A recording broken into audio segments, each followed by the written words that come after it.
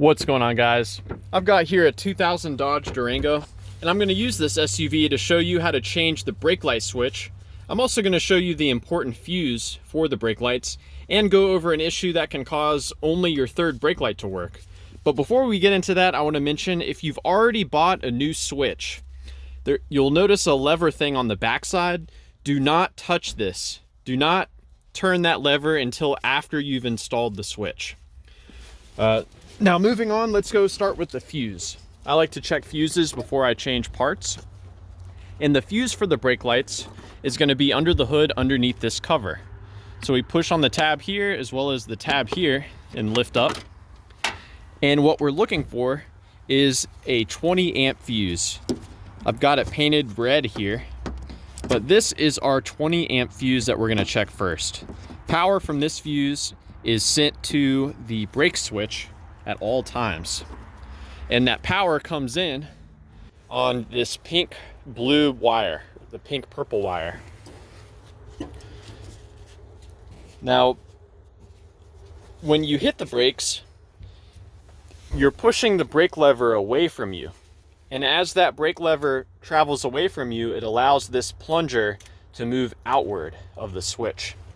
When that plunger has traveled outward of the switch, it takes the power from that purple blue wire and it sends that power into the wire right next to it, which is a white brown wire. Now I've got these harnesses clipped here because I want to show you how to disconnect the connection. You'll want to do this before you remove the switch. You have to push the red pin out. So it's helpful if you have some pliers. You basically just want to push it out like so. It doesn't have to come out all the way, just enough to where it's no longer appearing on this side. After you've pushed the red safety pin out, you can then push on the tab here and the harness will become disconnected. It's hard for me to do this one-handed, but you get the idea. With it disconnected, you can take a paper clip or a wire and connect the pink blue to the white tan wire. That should result in your brake lights coming on. And when you hook the connector back into this, you're going to want to make sure to push that red clip back into its proper position. Now let's take a look down here at where this switch goes. So starting at the brake pedal and looking upward, we can find the switch in this area right here. Let's see if I can get this back in.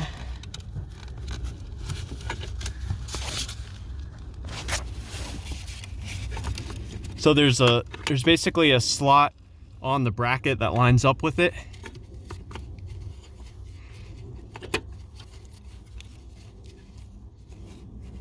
So that's what it'll look like when you first find it.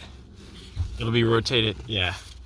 So to remove this, you rotate this counterclockwise and it will come out. When you install it, you push it in and then rotate it clockwise to lock it in position. Now, after you've locked it in position, make sure that you're not pushing any pressure on the brake pedal, and then you can turn that little lever. Turning that lever will basically self-adjust the switch to the proper position. Now, I mentioned earlier the problem where only your third brake light will work. The way this is wired, when you hit the brakes, it takes power from that fused wire and it sends it to the white tan wire. Now that white tan wire splits into two. One of those wires goes directly to your third brake light. The other wire does not go directly to your other brake lights. It goes instead to your hazard switch. And a bad connection inside of your hazard switch assembly can cause your left and right brake light to not come on. So one thing I've done on these older cars, if I see that the bulb is okay, I'll turn the hazards on and off multiple times. That can sometimes clean up the contacts on the switches inside the hazard light switch.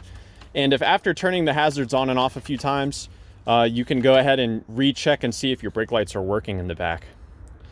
So yeah, I hope this information was helpful and a good starting point for you. Please do let me know if you have any questions about the brakes on your Dodge Durango or any advice about getting them working.